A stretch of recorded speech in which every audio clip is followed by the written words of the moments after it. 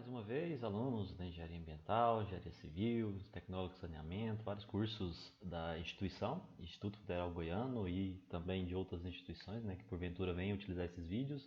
Meu nome é Ed Damasio, sou professor aqui do IF Goiano Campus Rio Verde. Essa série de vídeos que eu venho falando, que nós vamos trabalhando vários conceitos a respeito do tratamento de esgoto, várias unidades de tratamento, nós também vamos falando sobre dimensionamento, Eu apresento a vocês sempre alguns critérios de dimensionamento, apresento alguns exemplos e hoje não vai ser diferente. Seguindo a nossa extensa jornada dentro do tema tratamento de águas residuárias, seja ela de esgoto de cidades, o esgoto sanitário ou mesmo águas residuárias de indústrias, hoje nós vamos falar sobre reatores anaeróbios. Tá? Vocês podem ver tanto figura da direita como figura da esquerda são exemplos de reatores, tá? Esse reator aqui, verdinho, representa um reator ali um pouco mais eficiente, um reator de alta taxa, alta carga, também chamado de alta carga. Enquanto que esse da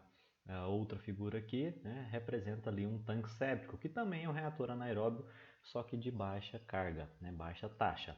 Nós vamos falar bastante sobre esses dois tipos de reatores, tá? Ambos são reatores anaeróbios, ambos predominam reações de ordem anaeróbia por micro-organismos, mas um tem alta eficiência, o outro tem uma eficiência bem mais reduzida. Isso nós vamos descobrir o porquê nessa aula daqui de hoje, tá bom? Hoje então nós vamos falar sobre reatores anaeróbios. Se você está vendo essa aula aqui por acaso, tem uma série de outros vídeos atrás aí que vão dar uma base para entender o que nós vamos falar aqui, principalmente a aula que nós falamos sobre microbiologia aplicada ao tratamento de águas residuárias. Lá tem um resumo básico sobre microbiologia e como isso se aplica ao tratamento de águas residuárias, tá bom?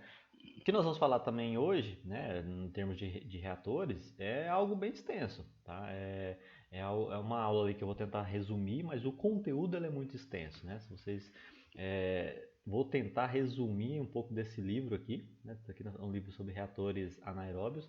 Depois eu vou gravar um vídeo falando sobre as referências bibliográficas que eu utilizo e recomendá-las. Mas, de certo ponto, reatores anaeróbios é um tema bastante complexo, bastante extenso. E aí a gente vai tentar resumir tudo que a gente tem aí na literatura, pelo menos para a gente ter uma noção básica, vocês tenham uma noção básica do que é o tratamento de águas residuárias por reatores anaeróbios. Pois bem?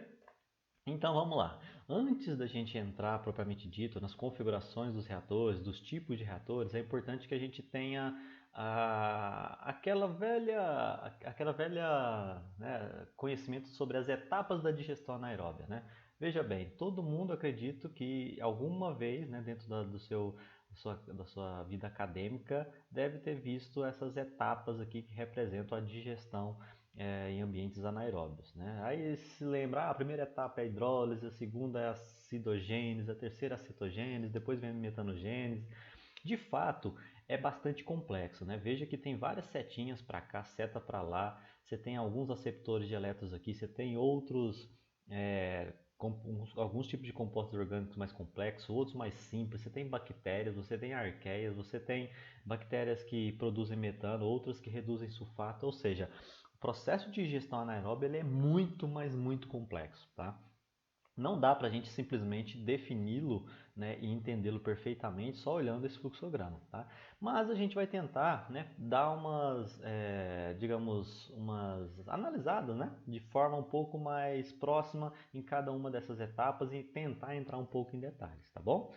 Novamente repito, é bem complexo, vocês não vão aprender tudo aqui, vocês não têm necessidade de guardar nomes, não tem necessidade de ficar decorando cada uma dos grupos de micro-organismos, porém, vocês devem ter uma noção superficial do que é o processo de digestão anaeróbia, tá bom? Então nós vamos tentar resumir aqui de maneira rápida quais são essas etapas, tá bom? Primeiro, então vamos imaginar, você tem lá uma água residuária, Você utiliza seu banheiro, ou toma o seu banho, dentro de uma atividade industrial gera-se alguns resíduos, principalmente as indústrias ali alimentícias, tem muita matéria orgânica e seja na indústria ou seja na cidade, produz-se muita água residuária com matéria orgânica. que é essa matéria orgânica? Nós já falamos bastante lá nos primeiros vídeos dessas nossas aulas. Matéria orgânica ela é basicamente composta por proteínas, lipídios e carboidratos. Então, no esgoto sanitário bruto, né, lá sem tratamento, dentro de uma indústria também, geralmente tem alta concentração de proteínas, lipídios e carboidratos. Tá? Mas quem não lembra, volte lá nas primeiras aulas. Depois, né, logo quando o esgoto é gerado e tem-se essas altas concentrações de proteínas, lipídios e carboidratos, essas são moléculas orgânicas bem grandes, tá? Então, que se enquadra ali ó, dentro de material suspenso. Tá? Então, é uma matéria orgânica suspensa, ou seja, elas são muito, mas muito grandes. Então, fazendo uma representação aqui, essas moléculas orgânicas complexas do tamanho ali são grandes cadeias de proteína, são grandes moléculas de proteína, lipídios e carboidratos, elas são bastante grandes, maiores até do que as células microbianas. Tá? Então, no tratamento de águas residuárias, não é possível que as bactérias façam consumo direto de proteínas, lipídios e carboidratos, porque são moléculas grandes. É a mesma coisa, se eu venho com um pedaço de bife do meu tamanho, eu não consigo consumir não consigo me alimentar desse pedaço de bife. Por quê? Ele é muito grande. Então eu preciso o quê? Quebrar em pequenas partes.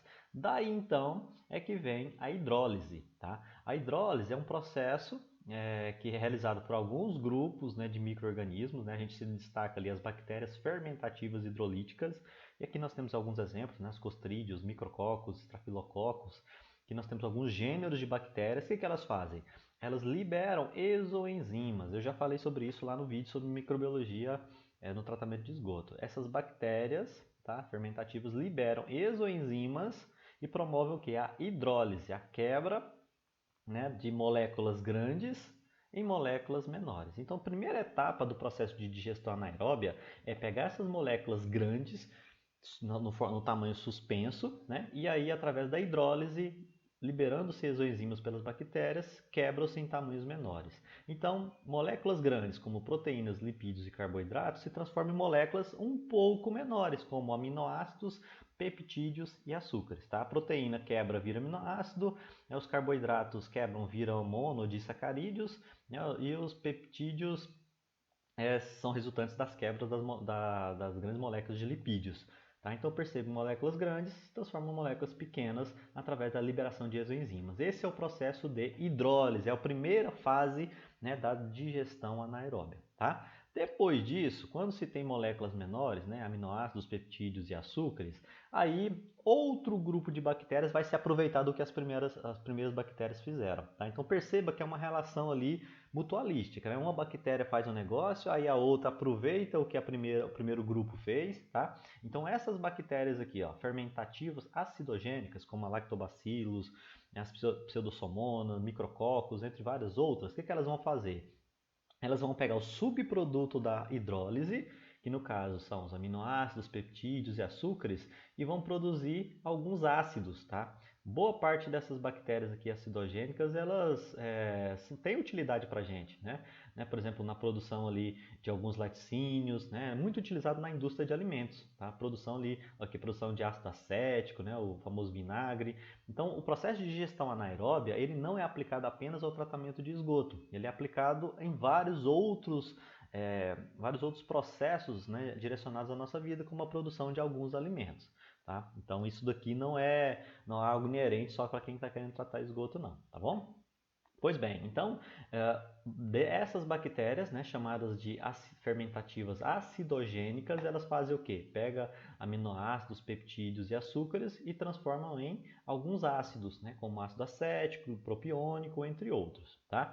Além disso, outro grupo de bactérias produzem outros subprodutos, né? Tá puxando aqui pela setinha do lado, ó. Então, outro grupo de bactérias vão pegar aminoácidos, peptídeos e açúcares e produzir o quê? Produzir acetato, produzir etanol, tá? O próprio etanol mesmo, comum, produz hidrogênio e CO2.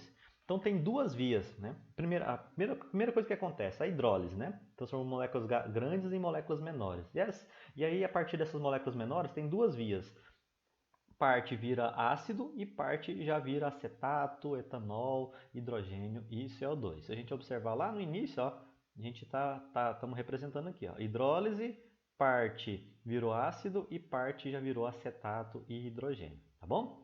Pois bem, e aí o que que acontece? Então agora a gente tem altas concentrações ali, né? Tem determinadas concentrações ali de ácidos orgânicos e acetato, etanol, hidrogênio, CO2. O que que vai acontecer?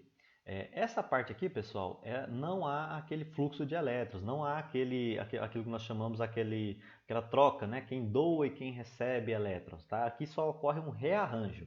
A partir das próximas etapas, né, que é a cetogênese e a metanogênese, há sim o fluxo de elétrons. Então, há quem vai doar e há quem vai receber, tá? Pois bem, então, os ácidos formados, né, vai ter um determinado grupo de micro-organismos que vão pegar os ácidos que foram formados na etapa anterior. Então, se a gente observar aqui, ó, parte dos micro-organismos já transformou direto em acetato, etanol, hidrogênio e CO2. Mas outro grupo de micro-organismos transformou aquelas moléculas mais simples, né, em compostos ácidos. Outros micro-organismos, né, são as bactérias acetogênicas, conhecidas como Syntrophobacters e Syntrofomonas, é difícil o nome, tá? Vão pegar esses ácidos e transformar também em acetato, além de H2, de hidrogênio e CO2, tá? Outro grupo de micro-organismos vai pegar o hidrogênio e CO2 e transformar em acetato. Então perceba que é uma bagunça complexa, que micro-organismo pega determinado substrato, né, determinada concentração de matéria orgânica e transforma em hidrogênio direto. Outro grupo de micro-organismos pega acetato e transforma em outra via metabólica. Então perceba que toda essa complexidade aqui, ó, nós estamos tentando representar ali através das etapas de forma um pouco mais detalhada, tá? Mas mesmo assim ainda não é fácil, né, ficar destrinchando cada um desses pontos. Mas é importante que então que vocês tenham noção que a produção de ácidos vem a gerar acetato, né, e além de hidrogênio e CO2. Esse hidrogênio e CO2 vai ser transformado em acetato por outro grupo de bactérias, né, chamadas acetogênicas consumidoras de hidrogênio. Tá? Nessas reações aqui de formação de acetato, nós temos o CO2 como aceptor de elétrons. Né? O que ela vai fazer? Vai pegar o acetato, que é a fonte de carbono. Tá? Lembra lá da nossa aula de microbiologia, em que nós temos que ter uma fonte de carbono, nós temos que ter um determinado aceptor de elétrons. No caso aqui, o aceptor de elétrons dessas reações vai ser o CO2 e a fonte de carbono vai ser o acetato. Tá? Pois bem, além da cetogênese, né, que é formação de acetato, veja aqui, ó, formou acetato a partir de ácido e formou acetato a partir de hidrogênio e CO2, tá? Então essa é a terceira via. E a quarta e última via é a formação de metano, por isso chama-se metanogênese, tá? No caso, o CO2 também é um aceptor de elétrons e o metano ele vai ser formado a partir de duas vias. A partir da via do hidrogênio, tá? Que aí são as arqueias metanogênicas e hidrogenotróficas. Tá? Por que hidrogenotróficas? Porque fazem metano, produzem metano a partir do hidrogênio. E as arqueias metanogênicas acetoclásticas, porque produzem metano a partir do acetato. Então tem dois grupos de arqueias, tá? Não é bactérias. Muito importante a gente deixar isso bem claro. A gente já falou também na aula de microbiologia sobre isso, tá? Não são bactérias que atuam aqui, são outro grupo de organismos vivos que são as arqueias metanogênicas do hidrogênio e metanogênicas do acetato. Ambas produzem CO2 e metano, tá? Aqui nós temos alguns exemplos, né, da metanobactéria, metanospirilo, metanosarcina, metanosaeta, que produzem biogás, né? De fato produzem biogás. Bom, e a última via, que é uma via independente, se a gente observar aqui, nós já falamos da hidrólise, que é a primeira parte, falamos da cidogênese, que é essa segunda parte, falamos da cetogênese, que é a terceira parte, e a última, que é a metanogênese, e suas vias intermediárias, né, suas vias também de ligações diretas. Mas essa que está aqui em amarelo é a produção de sulfato, desculpe, é a produção de sulfeto, tá? Produção de sulfeto a partir do sulfato. É por meio de bactérias redutoras de sulfato. Né? O que acontece aqui? Determinado grupo de bactérias, tá? Outro grupo de bactérias, né? da ordem ali das Desulfobulbus, Desulfomonas e Desulfobacters, também é difícil de falar. Essas gêneros de bactérias aqui, o que elas fazem?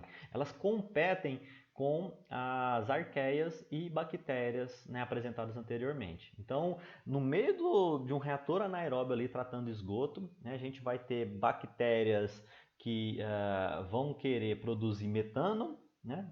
Desculpe, vão ter arqueias, né, que vão querer produzir metano, mas por outro lado a gente vai também ter algumas bactérias que vão querer reduzir o sulfato, porque elas vão competir com os mesmos substratos. Veja aqui, ó, o que essas bactérias redutoras de sulfato fazem? Elas pegam hidrogênio e CO2, elas pegam ácidos, elas pegam acetato e transformam em H2S, que é o gás sulfídrico, é o sulfeto de hidrogênio. Tá? Então perceba que elas competem com os mesmos substratos. Ó. As metanogênicas pegam hidrogênio e CO2, acetato, se você observar aqui em cima tem os ácidos orgânicos. Então há uma competição muito forte, né, entre as bactérias redutoras de sulfato e as arqueias metanogênicas, aquelas que produzem oxigênio. Então, dentro de um reator anaeróbico tem uma complexidade muito grande de micro-organismos, tá? E aí todas essas vias aqui, né? Quem quiser saber mais vai ter que pegar o livro, vai ter que sentar, vai ter que ler, vai ter que gastar bastante tempo, né, para entender cada uma dessas vias. Elas são bastante complexas, envolve um balanço termodinâmico bastante forte, tá? Então a ideia dessa aula aqui é só vocês serem apresentados, né, para quem não conhece, mas que tenha pelo menos uma base, né, de como são essas reações. Veja que são vários grupos de micro-organismos, cada etapa aqui do processo de digestão anaeróbia envolve determinados organismos vivos, tá? Então não é uma única bactéria que faz a primeira etapa, que faz a segunda, a terceira, a quarta, não. Na primeira etapa são várias bactérias, grupos, né? Na segunda são várias outras, na terceira são várias outras, na quarta nem bactérias são arqueias. Essa etapa quinta, que é a produção de sulfeto de hidrogênio, que é o gás mal cheiroso que a gente conhece, são outro grupo de bactérias, utilizam outro aceptor de elétrons, no caso aqui vai ser o sulfato. Então é uma grande complexidade de reações que vai acontecer na onde? Nos reatores anaeróbios que nós estamos a estudar agora, tá bom? Então eu tentei passar uma informação aqui um pouco superficial para vocês, tá? Espero que tenha ajudado e, obviamente, quem desejar, né, quem quiser evoluir aí, né, nesses estudos, posteriormente quem for fazer um mestrado, quem for fazer um doutorado ou for operar um reator anaeróbio vai necessitar entender um pouquinho mais sobre isso, tá? Porque são vários os fatores que fazem às vezes as bactérias redutores de sulfato terem vantagem, por exemplo, sobre as arqueias metanogênicas. Por exemplo, por que o meu reator não está produzindo biogás? Né? Às vezes tem sulfato demais. Porque se tiver muito sulfato, o reator não produz CH4, não produz metano. Por quê? Porque aí as vias metabólicas estão favorecendo o quê? Voltando aqui, ó. Se tiver muito sulfato, então as vias metabólicas estão favorecendo o quê? As bactérias redutoras de sulfato. Por outro lado, se a via está sendo direcionada para as bactérias redutoras de sulfato, a produção de metano vai ser reduzida. Tá? Então, quem deseja operar um biodigestor, um produtor de biogás, vai ter que estar atento a toda essa complexidade aqui de reações. Tá? Pois bem, então dando seguimento para a gente não perder muito mais tempo além do que a gente já gastou, nós vamos então classificar os reatores anaeróbios, tá? Dentro de todo reator anaeróbio acontece toda aquela complexidade de reações que eu falei. Tem hidrólise, tem acidogênese, tem acetogênese, metanogênese, produção de sulfeto de hidrogênio, tudo junto, meio que misturado, e todos os micro-organismos competindo entre si por alimento. Então, dentro desse reator, nós podemos fazer algumas classificações. Né? Nós temos os tipos de reatores que são de alta carga. Tá? O que seria uma alta carga? Eu posso aplicar alta matéria orgânica, muita matéria orgânica. Tá? Então, eu pego reatores em que eu despejo matéria orgânica alta, concentrada, né, em termos de DQO, e temos os reatores que são de baixa carga. Ele aguenta ali só uma baixa quantidade de matéria orgânica por volume. Tá? Então nós são reatores de alta carga e são reatores também de baixa carga. Tá? Nós temos essas duas classificações, podem anotar aí. E além disso, nós podemos classificar os reatores anaeróbios também de acordo com o tipo de crescimento dos micro-organismos. Todos os micro-organismos que estamos falando ali, as bactérias fermentativas, as arqueias metanogênicas, elas podem ter crescimento aderido quando elas estão fixas em algum meio suporte, né? Por exemplo, na areia, na brita, né? Tem reatores que são à base de areia e brita. E tem o crescimento suspenso, quando os micro-organismos estão flutuantes no meio líquido, tá? Vou mostrar exemplo aqui para vocês posteriormente.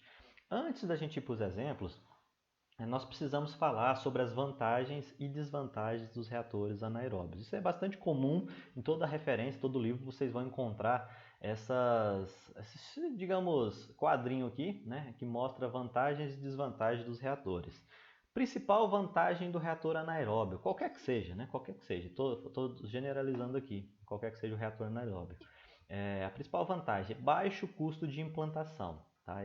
Em um reator de baixo custo, você vai gastar relativamente pouco dinheiro para implantar e para operar. Tá? Principalmente porque ele não tem equipamento eletromecânico, então é uma estrutura que eu vou colocar lá, basicamente em alvenaria, ou mesmo às vezes pré-moldado, né, fibra de vidro, e aí não vai gastar nenhum equipamento, porque ele não tem a necessidade de introduzir energia, não tem necessidade de introduzir aeração, né, porque é um sistema anaeróbio. Então são sistemas que de baixo custo para implantar, para funcionar, porque principalmente não precisa de equipamentos elétricos, tá?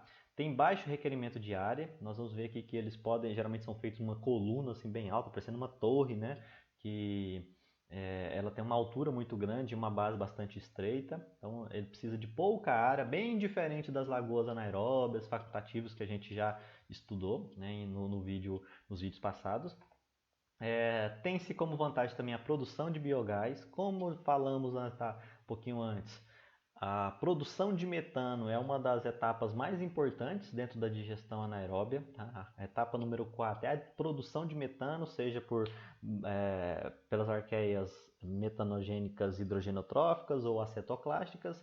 Produzir metano é produzir combustível. Né? Produzir combustível podemos ter então um retorno muito bom, né? Quando a gente investe então, em reatores anaeróbios, quando a gente tem uma alta produção de biogás. Tá? E outra vantagem é a baixa produção de lodo. Nós vamos ter uma aula ainda que fala da produção de lodo, e quanto menos lodo produzido nos reatores de tratamento biológico, melhor. Né? O reator WASB, por exemplo, ele tem uma baixa produção.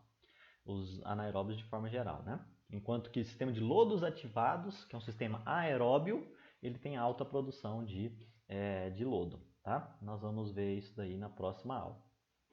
Como desvantagem, não remove nutrientes nem micro-organismos, então esses sistemas anaeróbios eles têm essa dificuldade, não remove nitrogênio, fósforo, nem micro-organismo. O efluente, depois de tratado nos reatores anaeróbios, eles precisam de tratamento complementar, então ele não é suficiente. Geralmente, quando você implementa um reator anaeróbio, sozinho ele não funciona perfeitamente. Ele precisa de um tratamento complementar porque a eficiência ele é mais baixa. Outro problema é que exige um determinado período para começar a funcionar bem. Se eu implantar um reator anaeróbio hoje, ele só vai funcionar efetivamente depois de 6, 7 meses, né? Às vezes até mais, é o que a gente chama ali processo de partida, né? Ou startup. Né? Eu construí hoje, botei para funcionar amanhã, ele não vai funcionar com eficiência boa, porque precisa de um amplo crescimento de micro-organismos, né, que a gente chama ali de processo de partida ou startup. Tá? E é muito dependente das condições ambientais. Então, para clima quente, como o Brasil, funciona bem os reatores anaeróbios, porque quanto mais quente, mais eficiente. Mas, por exemplo, em países, né, do hemisfério norte, né, onde se tem verão quente, funciona bem, mas e no inverno? Não funciona nada, porque os reatores não vão se adaptar às condições ambientais de lá. Então ele é muito dependente das condições ambientais do local, tá bom?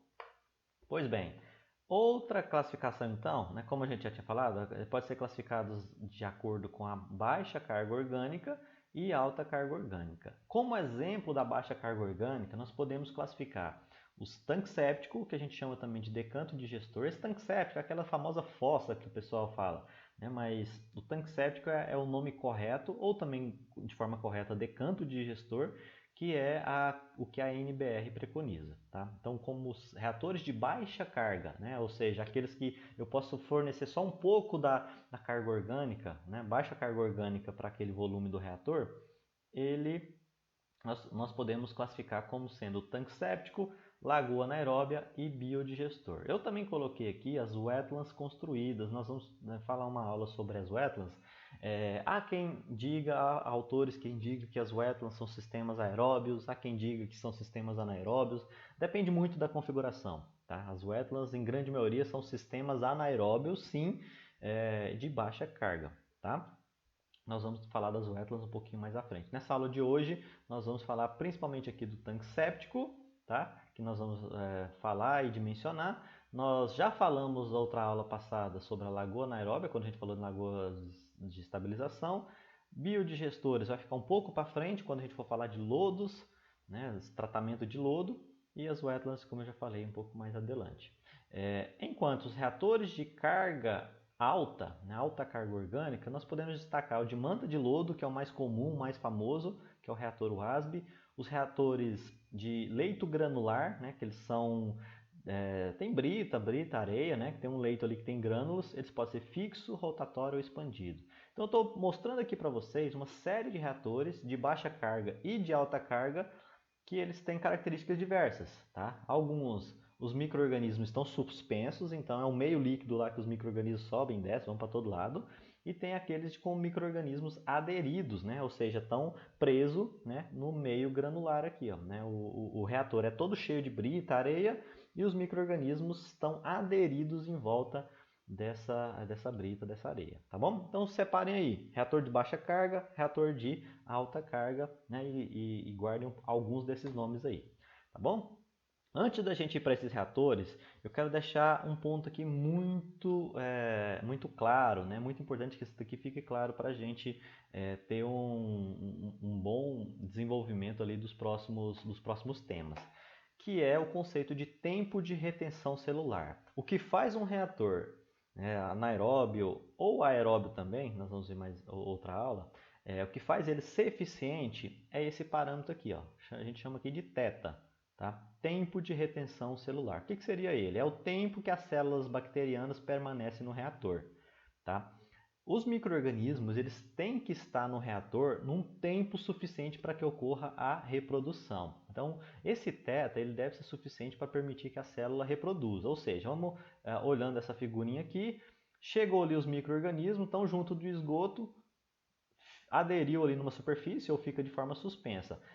Para completar todo o seu ciclo de vida, né, que eles comecem a crescer, a se desenvolver e a reproduzir, demora um determinado tempo. E é justamente esse tempo que a gente tem que esperar para que ocorra, né, a sua reprodução e seu crescimento.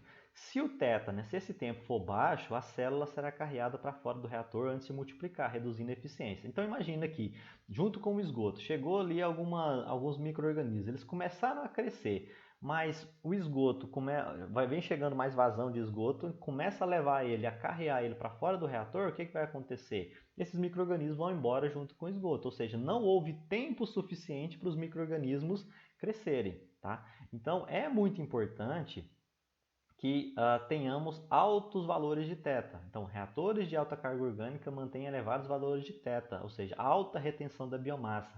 É importante que a gente cultive esses micro-organismos nos nossos reatores. Tá? A gente tem que dar o tempo necessário para que ocorra o anabolismo, né, que é o crescimento celular. Então, lá naquela aula de microbiologia, a gente viu que existem o catabolismo e existe o anabolismo. Nesse ponto aqui, né, quando a gente fala de tempo de retenção celular, a gente deve estimular o crescimento celular, ou seja, o metabolismo anabólico. Tá? A gente tem que fazer com que os micro-organismos eles tenham tempo suficiente para crescer. Tá? O que isso daí representa? Se os micro-organismos estão em grande quantidade, crescendo, proliferando dentro de um reator, todo o esgoto que entrar e sua matéria orgânica vai ser então degradada. Tá? Nós vamos ver alguns exemplos aqui. Por exemplo, nos reatores de baixa carga. Tá? Nos reatores de baixa carga, a gente tem o principal problema, que o θ ele é baixo. Tá? Então, os reatores de baixa carga, como os tanques sépticos, né, as lagoas anaeróbias, o que acontece? Tem baixa eficiência de remoção de DBO,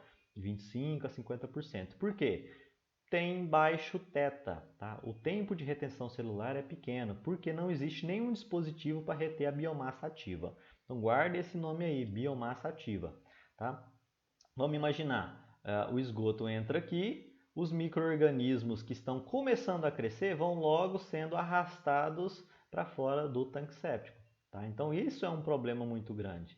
Se o tempo que os micro-organismos, né, desde que eles começam a crescer até o tempo que ele vai produzir, né, vai começar a ser mais ativo, ele já foi retirado do tanque de sedimentação, do tanque séptico. Tá?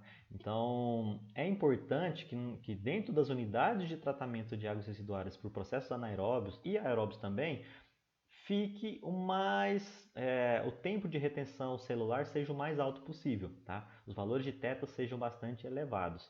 Se for muito baixo, a eficiência vai cair. Isso é uma das características aqui dos reatores anaeróbios de baixa carga. Baixos valores de tempo de retenção celular, porque as células microbianas estão aqui por pouco tempo. Quando elas começam a crescer, elas já saem aqui do reator, tá bom? Então, observação para aumentar a eficiência do tratamento, a biomassa ativa deve ficar aqui longos períodos. Quanto mais tempo os micro-organismos ficarem ali, né, desenvolvendo, melhor. Tá? Porque aí qualquer matéria orgânica que entrar aqui, eles vão ser, essa matéria orgânica vai ser digerida por esses micro-organismos que já estão ativos. Tá? Pois bem, olhando aqui, né, o tanque séptico, não há mistura, tá? Todas as reações acontecem geralmente dentro do reator. Então, se vocês observarem aqui, o esgoto entra, por fundo ocorre a sedimentação, aqui em cima tem a formação de escuma, né, material flotante, e no meio do caminho ocorre a digestão de alguns sólidos. Então, esses reatores de baixa carga, como é o tanque séptico, eles têm uma eficiência bastante reduzida devido a isso daqui. Tá? Ocorre sedimentação, ocorre a formação ali de escuma e tem pouco tempo de retenção celular, logo, né, a matéria orgânica e junto com os micro-organismos tudo sai aqui, né, na outra extremidade, e é por isso a eficiência ela é reduzida. Como exemplos, né, já falamos sobre reatores anaeróbios de baixa carga, a gente tem os biodigestores, muito utilizados na atividade de suinocultura para tratamento de rejeitos, tratamento de lodo também de estação de tratamento de esgoto. A gente vai ver lá no final dessa série de vídeos. As lagoas anaeróbias também são consideradas reatores anaeróbios de baixa carga, tá? E o tanque séptico, que é o mais comum deles, tá? A gente vai então falar sobre esse tanque séptico, que também é conhecido como decanto digestor. O que acontece dentro desse tanque séptico? Né? Como já adiantamos, é um processo de sedimentação e de degradação anaeróbia da matéria orgânica. É muito importante que a gente não confunda tanque séptico fossa, tá? Fossa é aquele buraco em que o pessoal pega lá e joga esgoto de qualquer forma. Tá? Aquilo é fossa, não é tanque séptico, aquilo lá não é uma forma de tratamento de esgoto, aquilo é só uma forma de disposição final. O tanque séptico, apesar da eficiência dele não ser das melhores, não ser das altas, né, como a gente já falou, ele tem uma eficiência básica, né, de 20, 30, às vezes pode chegar a 40%. E esse tanque séptico ele deve ser utilizado, né, com tratamento posterior. Tá? Tem que ter o tanque séptico e depois um tratamento complementar. Nós vamos falar mais à frente. O tanque séptico ele é muito utilizado no tratamento de esgoto descentralizado. Né? Eu recomendo, qualquer autor recomenda que numa propriedade rural, numa região da cidade onde não tenha rede de coleta de esgoto, seja implantado tanque séptico pelo menos em cada uma das casas, tá? Pelo menos um tanque séptico. O adequado seria um tanque séptico ou um tratamento posterior, mas no mínimo um tanque séptico. Então, tratamento de esgoto descentralizado, ou seja, tratar o esgoto na onde o esgoto está sendo gerado, é a melhor opção. Tá? A NBR 7229 é que fala do dimensionamento e é para aí que a gente vai. É para lá que a gente vai. Esse tanque séptico, que também é chamado de decanto digestor, porque se a gente observar aqui ó, na figura lá de cima, né? Aqui a imagem do tanque séptico, ele funciona também para decantar, né? Para sedimentar aqui os sólidos no fundo e para digerir. Então, por isso que o tanque séptico também é conhecido como decanto digestor. Tá? Os formatos eles podem ser prismáticos, né? Como essa figura aqui está mostrando, né? O processo, esse aqui é um tanque séptico que a gente tem ali no IF, né? Instituto Federal. Ele pode ser cilíndrico também, ele pode ser de alvenaria, né? Pode ser pré-moldado, pode ser de plástico, fibra de vidro, pode ter uma ou duas camadas, duas câmaras. Então vocês observam que tem essa figura, né, de superior que mostra o tanque séptico em uma única câmara, o esgoto entra aqui por cima, tem um compartimento aqui só para evitar chama-se defletor, né? Evitar o esgoto entra, bate aqui, né? E passa aqui por baixo. Então é um sistema ali de defleção. E também para reter um pouco do material como espuma, né? E material gorduroso. Então o esgoto vem aqui por baixo e sai na outra extremidade. Veja que é uma única câmara. Existe a opção também de construir duas câmaras separadas. Câmara 1, câmara 2. Tá? Dimensionamento desse tanque séptico é uma coisa muito, mas muito fácil e até trivial, né? A própria NBR 7229 ela traz aqui a fórmula bem simples. Essa fórmula ela corresponde ao dimensionamento, né, de volume. A gente adiciona 1000 litros aqui mais ou menos. Esse 1000 litros é para quê? Para armazenar aqui a espuma, armazenar algum material flotante, né? Alguma gordura, até mesmo gases que porventura venha a ser gerado. Então esse valor de 1000 litros aqui, ó, corresponde ao um volume, digamos, de segurança. N corresponde ao número de pessoas que esse tanque séptico vai atender. O C corresponde à geração de esgoto, né? Quantos litros cada pessoa gera por dia. O T representa o tempo de detenção hidráulica. O K, a quantidade, né, de lodo que se acumula ali por dia. E o LF, né, que é a contribuição de lodo por pessoa. Esse lodo, né, como já adiantamos ali, ó, é o material que vem aqui para o fundo. Então o esgoto vai ser gerado nas residências. A água, nessa água residuária, vai bater aqui na câmara do defletor, vai vir aqui para baixo e vai seguir nesse sentido. O material sedimentável vai vir aqui para o fundo, então vai ter muita areia, vai ter muitos sólidos sedimentáveis, vai sendo parcialmente digerido, enquanto que o material mais suspenso no meio líquido vai sair na outra extremidade. Tá? Daí a importância de altos tempos de retenção celular. Se tiver um θ bastante alto, né, o esgoto vai ser bem tratado. Se o θ for baixo, né, não vai dar tempo dos micro-organismos tratar essa matéria orgânica, a eficiência vai ser reduzida. Tá? E aqui na parte de cima forma-se a escuma, né, que como já falei para vocês, mistura ali de material gorduroso com material, com a própria espuma, entre outros materiais menos densos do que a água. Tá bom? Pois bem, então vamos fazer o dimensionamento, fazer um exercício aqui para dimensionar um tanque séptico, para tratar esgoto de uma residência, né, ou pelo menos de um condomíniozinho pequenininho que tem 30 pessoas. Então, nosso N vai ser igual a 30. Eu vou dimensionar um tanque séptico para tratar esgoto ali de um residencial pequeno com 30 pessoas morando lá. Então vamos lá, N igual a 30, tá? Então ali, ó, N igual a 30.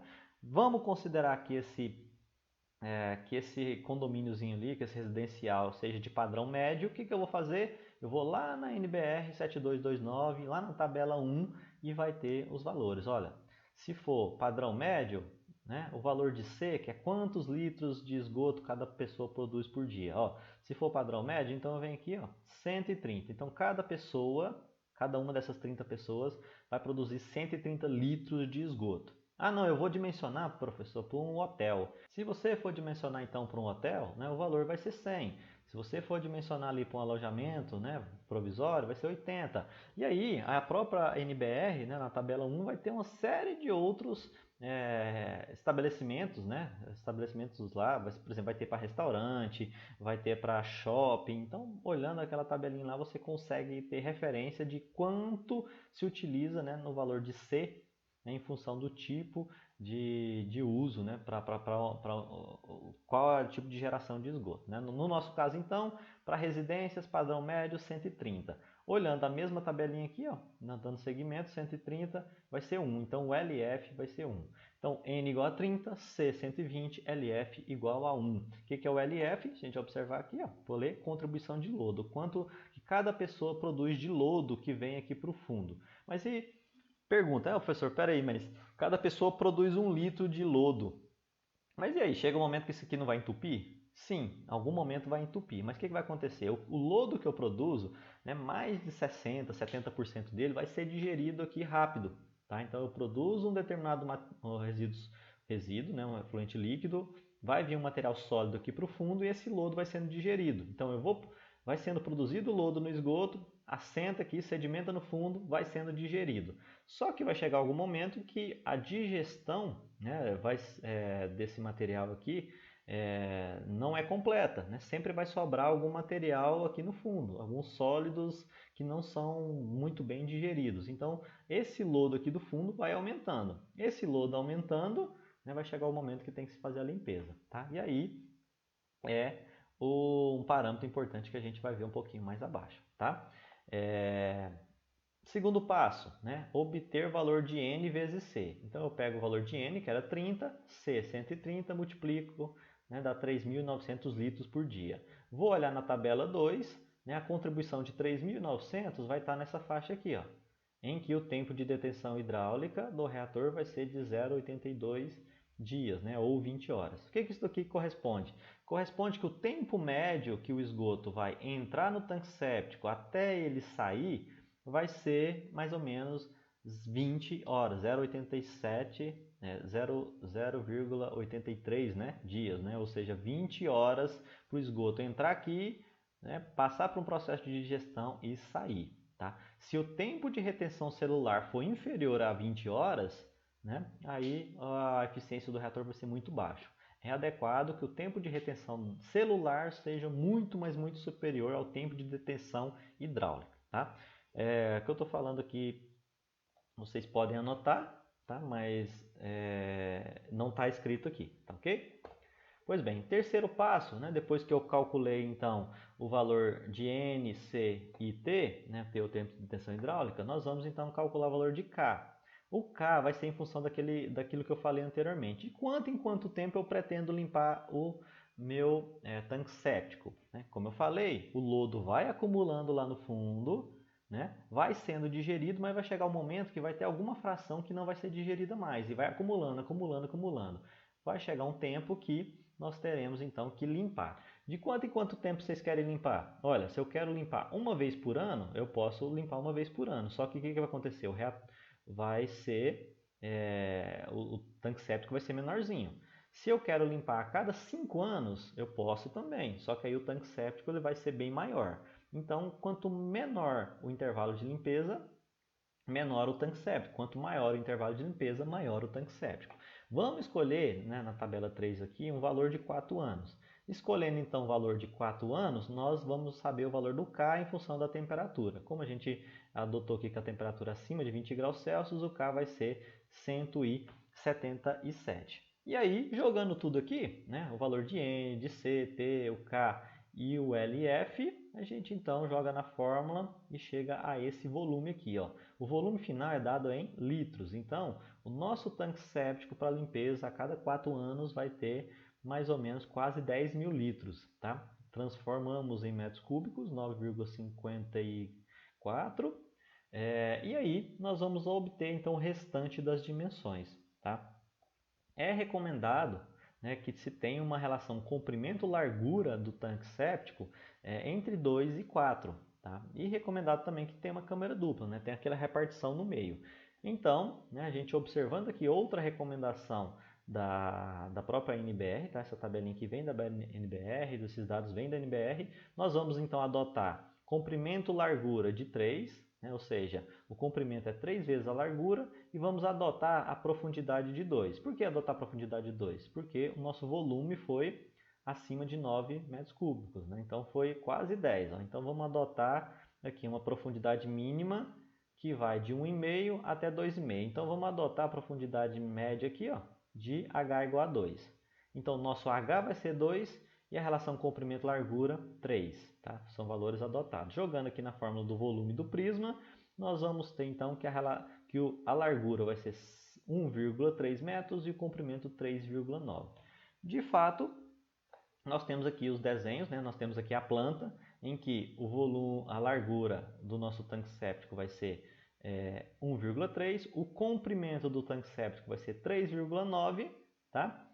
E no perfil aqui hidráulico nós teremos que a profundidade útil vai ser 2 metros, né? A comprimento também 3,9 e aqui nós temos alguns outros parâmetros de projeto. Tá? Nós vamos dividir em duas câmaras, sendo que a primeira câmara, né, deve ficar ali com 2/3 de todo o volume e a segunda câmara mais ou menos 1/3 do volume total. Tá? E lembrando que sempre no finalzinho aqui, ó, na base, a gente tem que deixar aqui uns 2/3 de H, tá bom? para o esgoto passar. O esgoto vai vir aqui, passar aqui por baixo e sair na outra extremidade. Aqui também tem que ter uma câmara defletora, tá?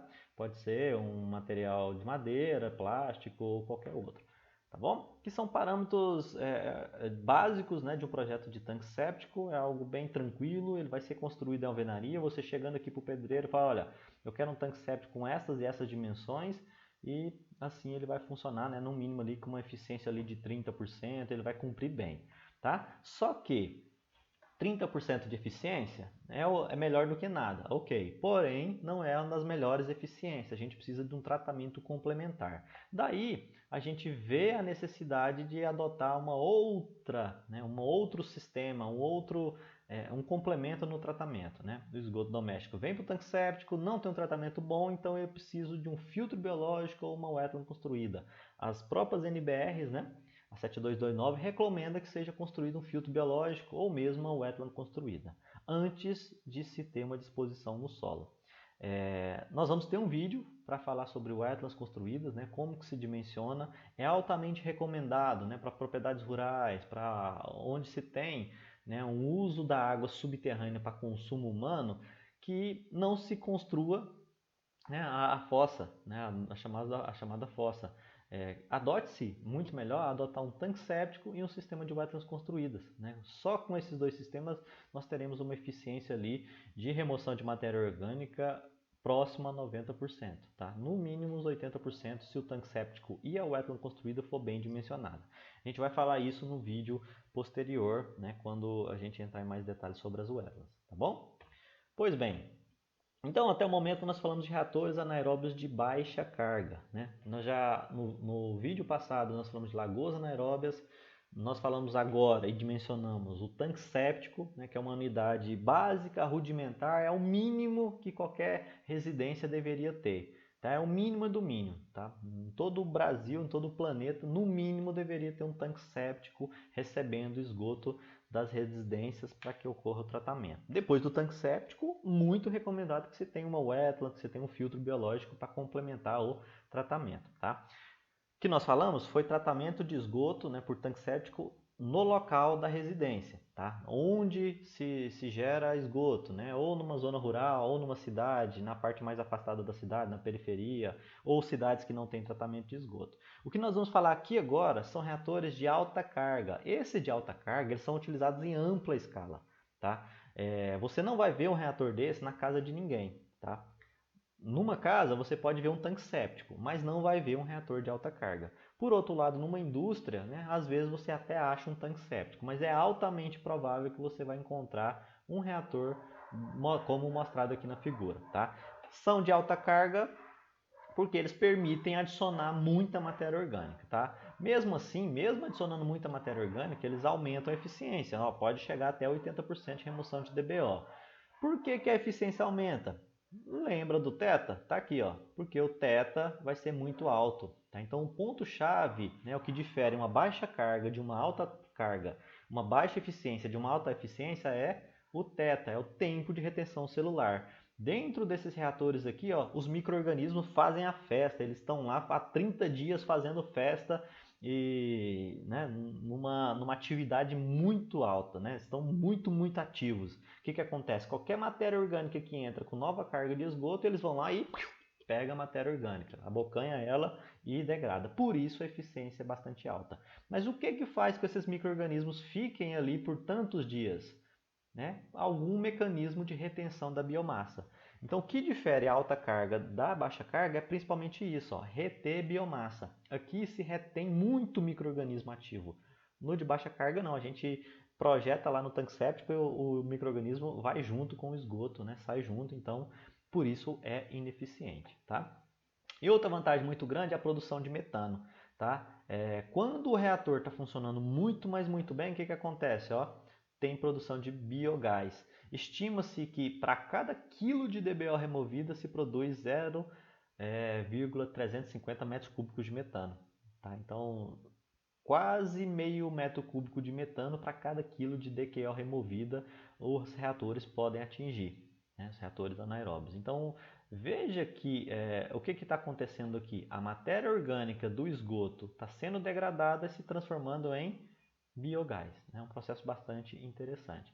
E aqui, outro ponto bastante diferente dos reatores de baixa taxa é que há separação de fases.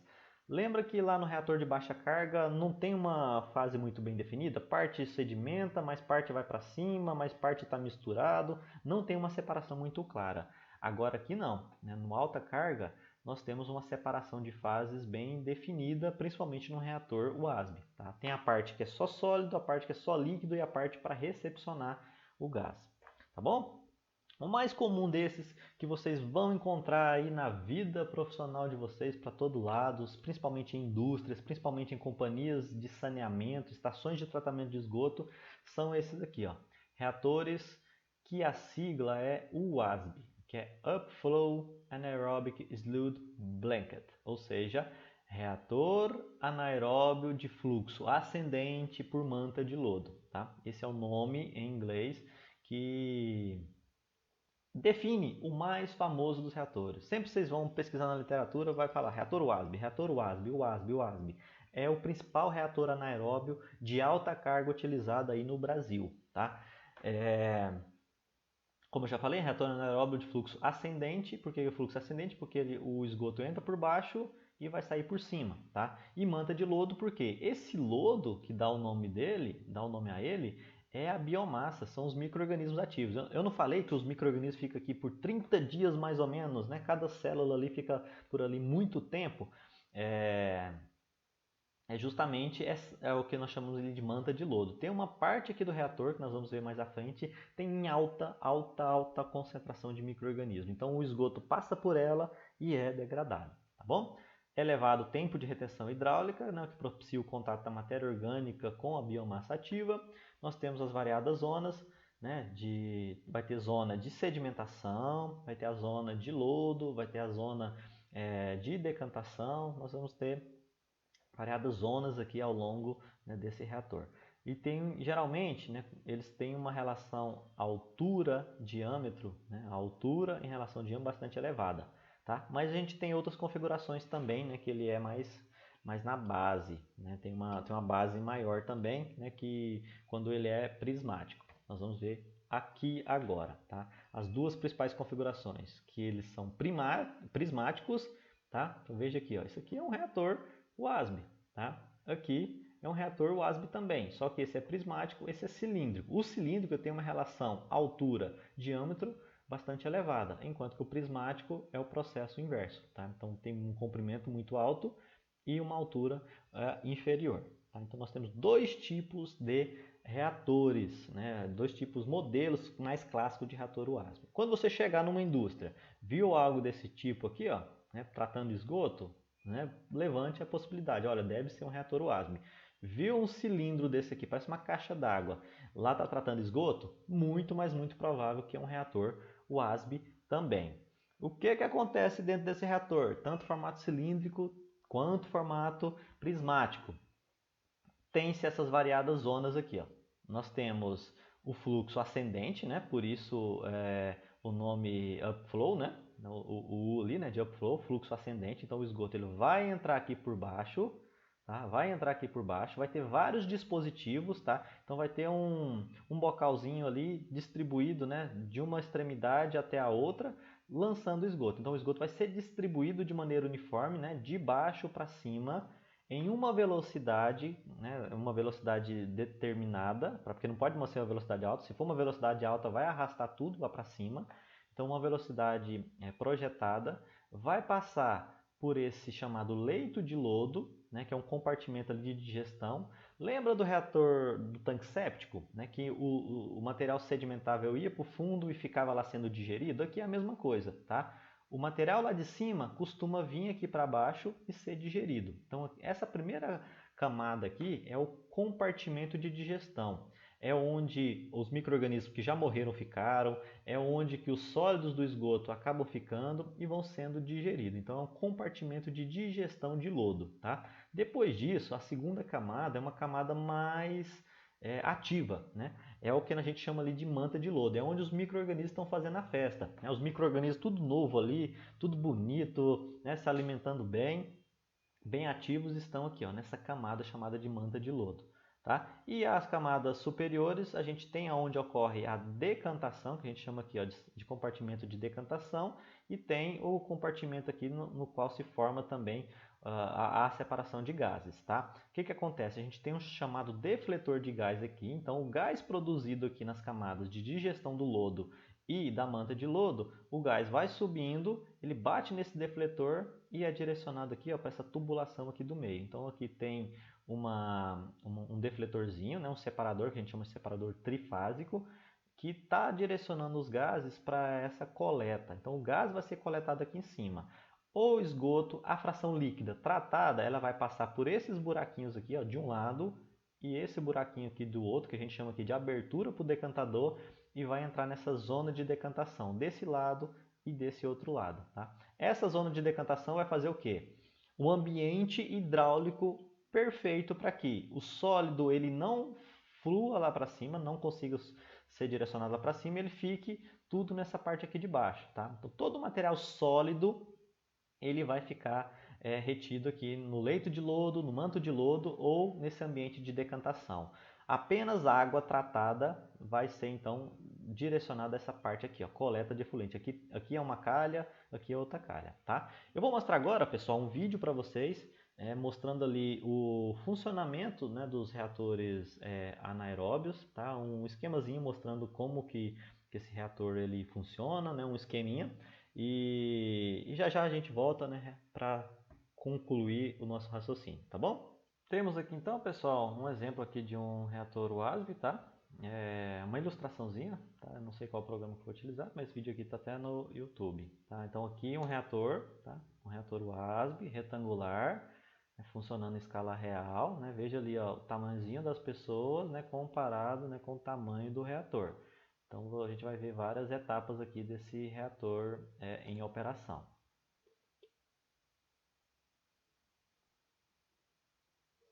Essa daqui, pessoal, é um compartimento de distribuição, né, do esgoto, como está mostrando ali. O esgoto ele é distribuído de baixo para cima, né, mas primeiro o esgoto ele chega em cima. Eu vou mostrar ali para vocês.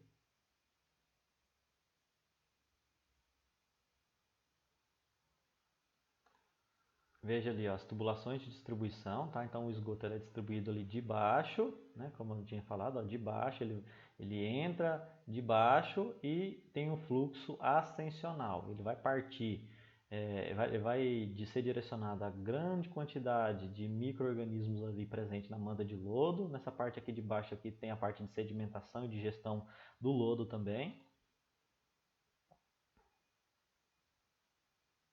Aqui as tubulações de distribuição lá dentro, né, do reator WASB. Aqui é a parte que nós falamos sobre o separador trifásico. Né? Que separador trifásico é esse? É aquele separador que mantém os sólidos lá no fundo, os gases vão sendo direcionados para essa câmara aqui do meio e o decantador, né? O decantador aqui ele vai fazer a separação dos restantes dos sólidos com o material líquido que vai para a superfície, né? Vai ser coletado lá nas canaletas.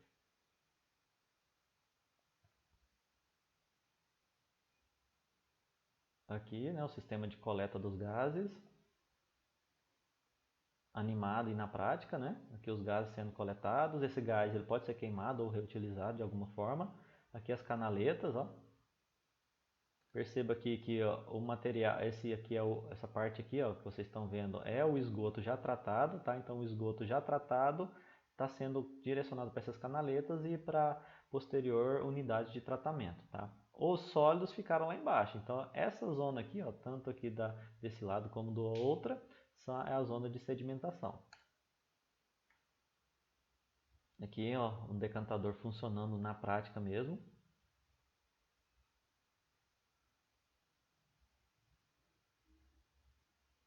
E aqui, né, como eu falei para vocês, na base, lá na base menos, tem alta concentração de lodo, o lodo que está sendo digerido. E aí tem uma unidadezinha ali ó, que faz a coleta desse lodo. De vez em quando, né, em alguns momentos, tem que descartar esse lodo e fazer o tratamento. É alvo de uma das aulas que a gente vai desenvolver ali um pouco mais à frente. Tá? Aqui é a parte do tratamento do lodo. Aqui, pessoal, um outro exemplo de reator WASP, né? Só que dessa vez ele é cilíndrico, né? Tem aqui o merchan aqui de uma empresa aqui. Esses reatores eles são comprados mesmo de forma comercial. Você pode entrar em contato com a empresa lá, né? E comprar eles entregam lá na sua empresa quando você for trabalhar. Vai ter o detalhamento aqui, vou passar o vídeo aqui um pouco mais para frente. Mostra como que é esse sistema, né, no formato cilíndrico, é bem parecido com o formato retangular. Veja aqui, pessoal, o processo de distribuição, né? Ele entra, vai lá em cima, lá de cima ele chegou numa câmara de distribuição, da câmara de distribuição ele vai lá para baixo novamente, tá? Vou adiantar aqui um pouco o vídeo. Aí ele chegou, encheu, depois que ele encheu ele vai para baixo e lá de baixo é que ele vai ser distribuído para dentro do reator, o WASB.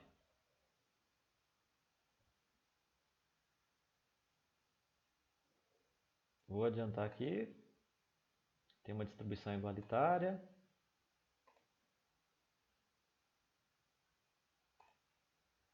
Aqui o processo de tratamento.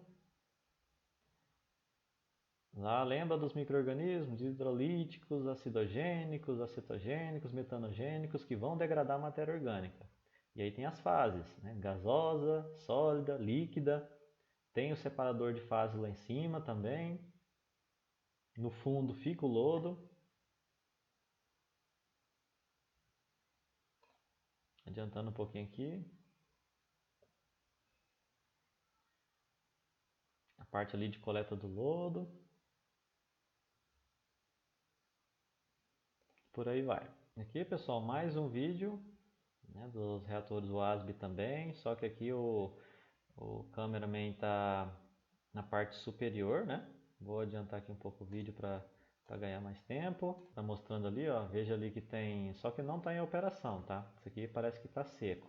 Tem as canaletas, tá? Então o que vocês estão vendo aqui são canaletas que recebem o esgoto tratado, né? Depois do tratamento. Tem também os vertedouros, tá? Eles são assim cheios de dentezinhos porque são vertedouros. Aqui é a parte da sedimentação, tá? Então aqui é um reator WASB que não está funcionando, tá? Mas é interessante que vocês observem como que ele funciona aqui na parte superior, tá? Aqui nós temos a parte que já está em funcionamento, tá? Então o reator WASB em funcionamento, vocês viram lá aquilo que não estava funcionando e agora o que está funcionando. Esse aqui é aquela câmara, aquele reservatório de distribuição superior. O esgoto ele vem de baixo para essa câmara superior, daqui de cima, né, ele vai lá embaixo e tem a distribuição de baixo para cima. Tá? Então tem todo um loop, né? O esgoto sai de baixo, vai aqui para cima, onde tem aquela câmara, e depois de cima ele vai lá para baixo e faz o seu processo normal, né, de ascensão. Tá? Então nós temos o que vocês estão vendo ali, ó, né, era o esgoto naquela câmerazinha aqui, ó, aqui é um esgoto bruto, né? Por outro lado, o que vocês estão vendo aqui na câmara de sedimentação, de decantação, é um esgoto já tratado, tá bom? Essa parte do vídeo aqui nós podemos destacar o efluente já clarificado, tá? Então aqui já o esgoto sendo destinado a uma etapa de tratamento posterior, tá? Veja que ele está bem clarificado, aqui as canaletas de cima, tá? Não tem uma eficiência tão alta como já mostramos, né? Por isso a coloração dele aqui né? Não está das mais atrativas, né? A eficiência, como eu já falei, lá é 70%, 50%, né? Então dependendo do tipo de reator WASB e da característica da água residuária, ele vai oscilar entre 50% e 70%, mas já é uma eficiência relativamente boa, né, para uma única unidade. Só que depois, né, esse esgoto precisa ser direcionado para outra unidade de tratamento. Tá bom? Muito bem, pessoal. Então, voltando aqui, nós depois, né, de ver o comportamento ali do reator, vocês observarem como que ele, né, como que ele hidraulicamente funciona, né, a distribuição por baixo, fluxo ascendente, a separação de fases. Lembre, ó, 3 fases. A fase sólida que está lá no fundo, que é o lodo, né, sendo digerido, sendo degradado, a fase intermediária ali, né, onde ocorre a separação do sólido com o líquido, né, que é aquela região ali da zona de decantação, e a fase gasosa, né, que é quando se formam os gases e vai ser direcionado para aquela canaleta lá de cima. Tá? Então por isso que é um separador trifásico, fase sólida, líquida e gasosa. Tá? Esse reator WASB, né, as configurações de projeto dele, né, nós já falamos sobre grade, já falamos sobre caixa de areia, já falamos sobre medidor de vazão, e em muitos locais, em muita estação de tratamento de esgoto de indústria e de cidades também, se adota um reator WASB logo depois do tratamento preliminar. Tá? Então tudo isso aqui ó, é tratamento preliminar. Depois do preliminar, eles pulam o primário, em alguns casos, né? Não coloca decantador, não coloca nada, e já mandam o reator WASB. Esse reator WASB ele já vai ser o quê? Uma unidade de tratamento secundário, porque é biológico, e vai fazer o quê? Digerir, né, a matéria orgânica. Então vai ter lá 50, 60, 70% de remoção de matéria orgânica, conforme a gente já falou. Então, uma das configurações possíveis é, depois da grade, caixa de areia, medidor de vazão, manda lá um reator WASB, né? Um reator anaeróbio. Porém, como já vimos, ele é um reator que tem eficiência que, dependendo da quantidade de matéria orgânica, não vai ser suficiente para atingir os objetivos do tratamento. Então, faz-se o tratamento complementar com sistemas aeróbios, né? Como, por exemplo, lodos ativados aqui. Essa, pessoal, é uma configuração muito comum em ETs, né, pelo Brasil, de indústria e de cidades. Reator WASB, lodos ativados. E aí lança o esgoto no rio. Tá? Antes disso, só apenas um tratamento preliminar, grade e caixa de areia. Ok? Então essa é apenas uma configuração, uma das mais utilizadas do reator WASB. Porém, a gente pode fazer modificações. Depois do reator WASB eu posso colocar uma wetland. Depois do reator WASB eu posso colocar um filtro biológico, tá? Eu posso adotar outras configurações de forma que complemente o reator WASB. Mas isso depende muito do quanto de dinheiro a empresa tem, a indústria, do quanto eu desejo obter de eficiência, né? Qual que é o padrão de qualidade para lançar o esgoto tratado no rio e por aí vai, tá bom? Pois bem, falando então de projeto, aqui a gente tem um quadro, né, que resume, né, o que nós temos que ter no projeto ali, pelo menos o básico do básico, tá? Então eu vou deixar bem claro, é o básico do básico, são esses parâmetros de projeto aqui, tá? Fala-se de carga hidráulica volumétrica, então nós temos o valor que você pode utilizar ou vazão média ou vazão máxima, tá? Nós temos que estar atentos também ao tempo de detenção hidráulica, né, no reator WASB, para média e para máxima, na faixa ali de horas. Velocidade ascendente. Por que a velocidade ascendente? Né? Aqui, bem nesse ponto aqui. Ó. Por que a velocidade aqui, ó, no leito de lodo e na manta de lodo tem que ser baixa? Se a gente for ver aqui, ó, quanto que é a velocidade? É de 0,5 a 0,7 metros por hora. Ou seja, você tem é uma velocidade muito, mas muito baixa. Né? Em uma hora ele vai andar 50 a 60 centímetros. Ou seja, é uma velocidade muito, mas muito, mas muito baixa. Tá? Se a gente fazer uma observação aqui, né, um exercício imaginário, né, a cada 1 metro aqui de reator, né, desculpe, a cada 1 hora ele vai andar 50 centímetros, ou seja, é uma velocidade ascensional muito baixa. Por que tem que ser isso? Se a velocidade for alta, o que vai acontecer? Vai arrastar os sólidos para as partes superiores do reator WASB. Tá? Então é muito importante que esse parâmetro de projeto aqui, a velocidade ascendente do fluxo, seja dentro dessa faixa. A mesma coisa, né, o tempo, a taxa de aplicação superficial, que também é a velocidade lá no decantador, tem que ser também baixa.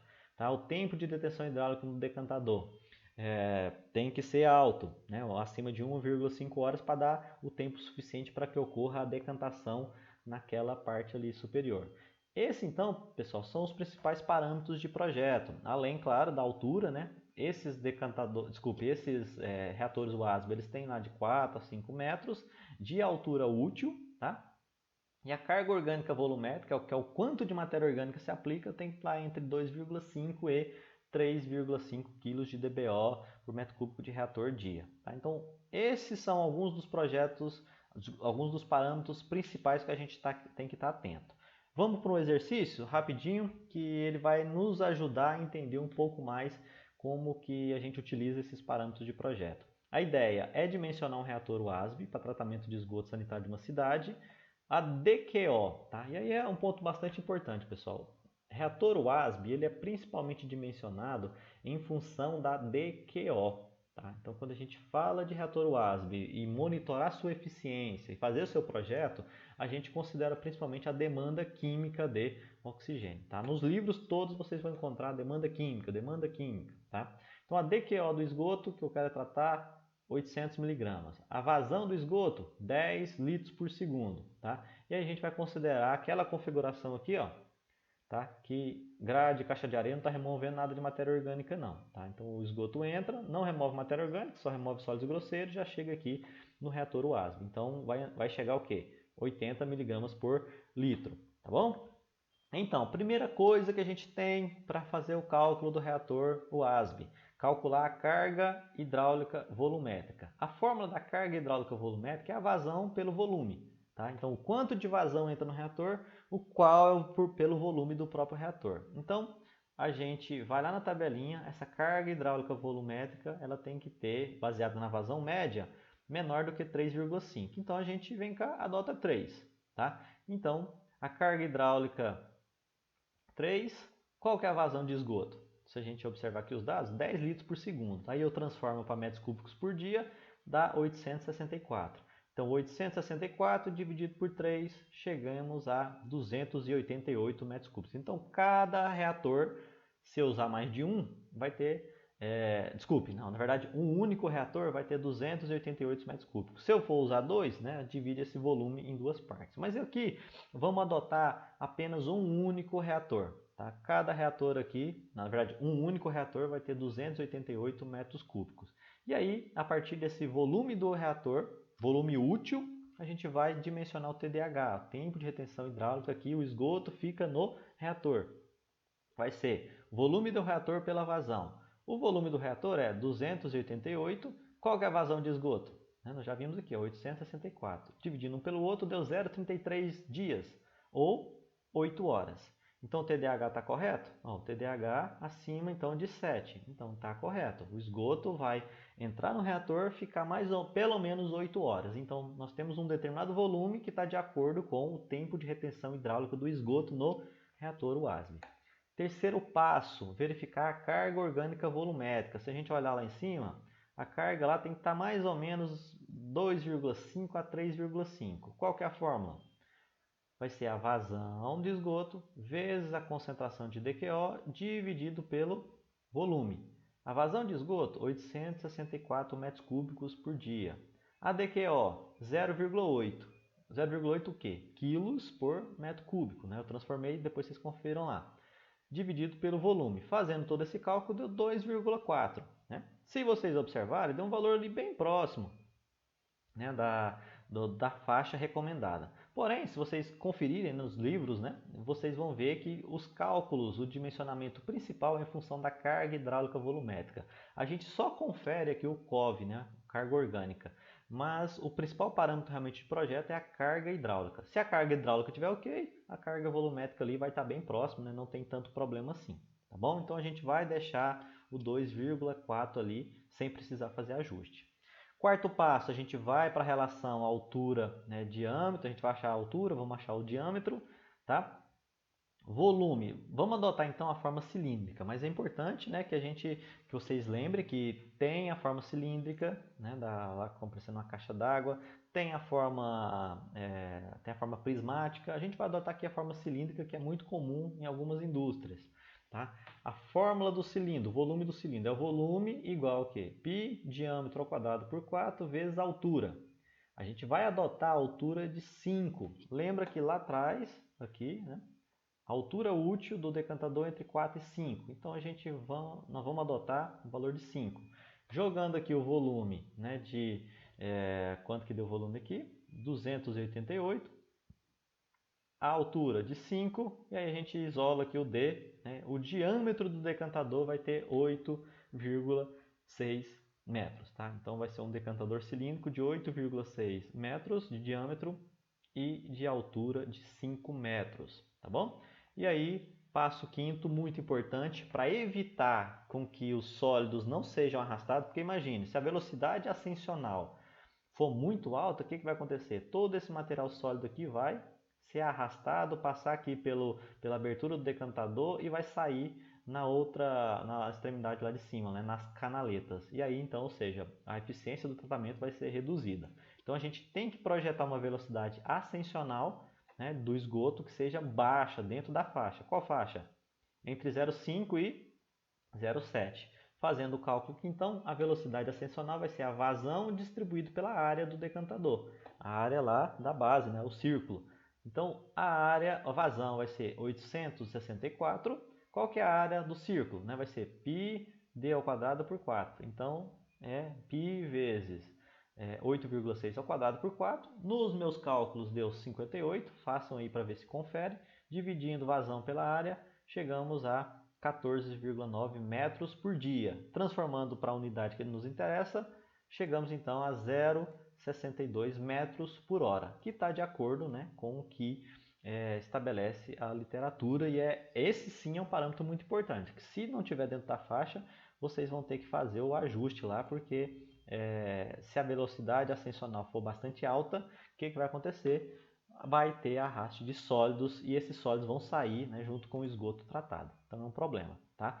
Além disso, pessoal, nós temos variados outros detalhes aqui. Ó. Em resumo, nós temos que nesse decantador ASE o diâmetro é 8,6, a altura útil 5 metros, a altura do ambiente de decantação, que é essa parte aqui, ó, né, daqui, da abertura do decantador até na parte de cima, geralmente se tem 1,5 metros, tá? Vocês podem conferir na literatura lá, sempre se fala em torno de 1,5.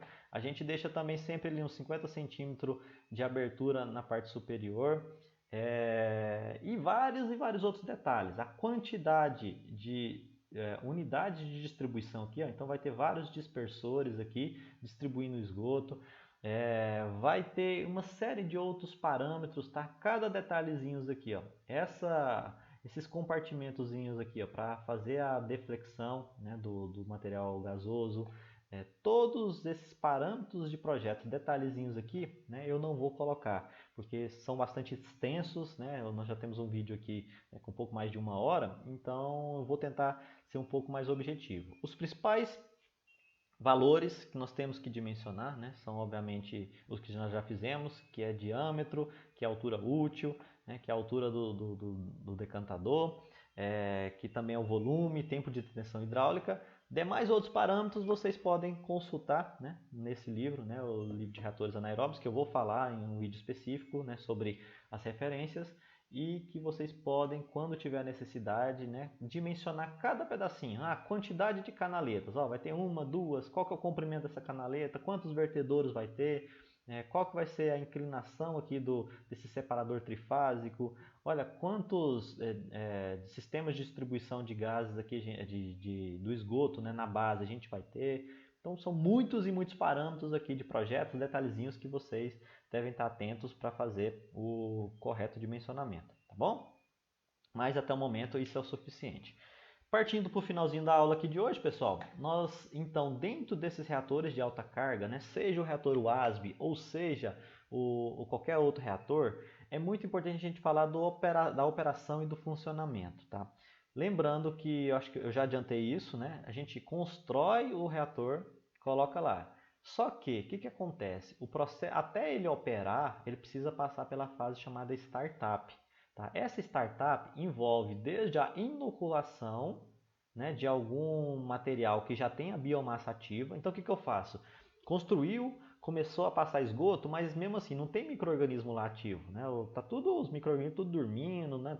Crescendo, aprendendo a operar ainda. O que vai acontecer? Eu preciso, em outro sistema de tratamento anaeróbio, pegar lá os inóculos, né? Que são lodos ativos ali, micro-organismos ali que estão formando já estão todo, né, sabendo trabalhar, digamos assim, e inocular eles. Depois que inocular, eles vão aclimatar, né, e todo esse processo chama startup, demora ali na faixa ali de meses e meses, né? Às vezes 2, 3, às vezes 6 meses, né? Depende muito do tipo do sistema de tratamento, tá? Mas esse processo de inoculação, ele é muito, mas muito importante, tá? De onde é que eu tiro esse lodo ativo aqui? Eu posso tirar de um outro reator WASB, eu posso tirar lá da lagoa anaeróbia, eu posso tirar de um biodigestor. Se eu não utilizar lodo ativo, professor, vai ocorrer o processo de reação anaeróbia? Vai, só que vai demorar muito mais ainda. Quando eu inoculo um lodo, né, um material que já sabe trabalhar, digamos assim, os micro-organismos já sabem trabalhar, vai ficar muito mais fácil. Tá? O tempo do startup vai ser mais reduzido. Se eu não colocar nada, vai demorar muito mais, às vezes mais que o dobro do tempo, tá bom? Então, toda operação de estação de tratamento de esgoto por processo biológico, seja aeróbio ou anaeróbio, vai ter uma tal startup que são alguns meses esperando que as bactérias, os micro-organismos se aclimatarem e começarem a trabalhar. Até essa galera entender o que eles têm que fazer, tá bom? Se eu coloco o inóculo, o startup reduz. Se eu não coloco, o startup vai ser longo, tá bom? Pois bem, então nós já falamos dos reatores anaeróbios de alta taxa e classificamos principalmente o reator de manta de lodo, que é o WASB. Tá? Por que manta de lodo? Se a gente observar a figura bem clara ali, ó, tem uma manta de lodo aqui no meio. O que é essa manta de lodo? São uma alta densidade de micro-organismos ativos, né? É uma festa geral de micro-organismos, né? Toda uma muvuca, muita concentração de micro-organismos ali que sabem o que fazer, degradar a matéria orgânica por vias anaeróbias. Aquilo que todas aquelas etapas que a gente viu lá no início dessa aula aqui de hoje. Só que nós temos outros tipos de reatores, tá? Eu não vou entrar em tantos detalhes nesses reatores, tá? Porque nós já temos um vídeo relativamente extenso aqui. Mas vocês têm vários outros referências, né, além da que eu já estou recomendando, para se fazer o entendimento e também o dimensionamento, conhecer os parâmetros de projeto dos reatores, outros reatores anaeróbios. Nesse caso aqui, eu vou comentar com vocês o reator anaeróbio de leito fixo granular. Tá? O que é um leito fixo granular? Antes, né, quando nós falamos do ASB, ele não é leito fixo, ele é suspenso. Tá? Então perceba que os micro-organismos estão aqui. Ó, os micro-organismos sobem, micro-organismos descem, direita, esquerda, vai para todo lado. Enquanto que quando o leito ele é fixo, os micro-organismos estão aderidos aqui na brita, na areia, no carvão, né, no conduíte, né, no bambu. Todos esses materiais que eu acabei de citar são meios granulares. Tá? Então eu construo ali um filtro, tá? Construo um filtro e vou encher parte desse filtro com um meio suporte, que é brita, que é areia, que é carvão, que é pedaço de tijolo, são os conduítes, eletrodutos picados, né, obviamente. Todos esses materiais eles funcionam o quê? Como meio suporte. Tá? Os micro-organismos vão crescer em volta da brita, vão crescer em volta da areia. E aí, quando o esgoto passar por meio, né, da brita, da areia, o esgoto vai entrar em contato, né, e a matéria orgânica do esgoto vai entrar em contato com esses micro-organismos. A gente tem então o exemplo de quando o leito é granular fixo, ou seja, encho ali um determinado compartimento, mas eu vou encher, obviamente, de acordo com o dimensionamento. Tá? Então, isso daqui não é por acaso, não. Tem as dimensões bonitinhas, profundidade, largura, né? A porosidade, então tem todos os parâmetros de projeto. Eu só estou tentando resumir aqui para vocês. Vou preencher parte desse volume do reator com um determinado meio fixo. Esse meio fixo é o que? É brita, areia, né? E tudo aquilo que a gente já falou. Em volta dessa brita e areia vai crescer micro-organismo. Vai crescer de hoje para amanhã? Não. Vai demorar, né, a aclimatar, né, como todo sistema biológico. Então nós temos o leito fixo granular, tá? Porque o leito aqui, ó, o meio suporte, ele vai ficar parado, por isso ele é fixo.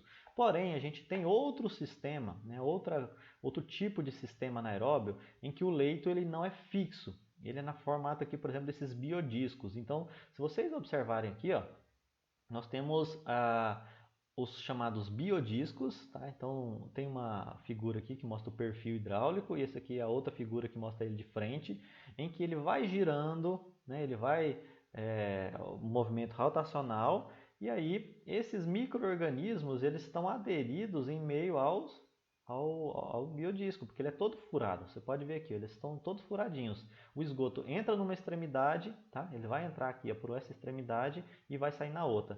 Esse processo aqui do esgoto passar por meio desses biodiscos, né, que tem os micro-organismos aderidos também, vai fazer o processo de tratamento.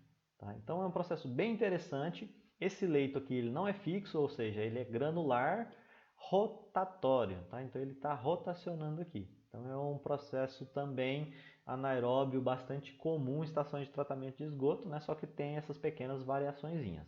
Tá? E outro tipo de reator anaeróbio é o chamado leito granular expandido, tá? Ou fluidizado. O que seria esse expandido ou fluidizado? Quando se aplica uma baixa velocidade ascensional, né, para cima, de forma que você nem mexe com o material suporte aqui, ele é considerado então fixo.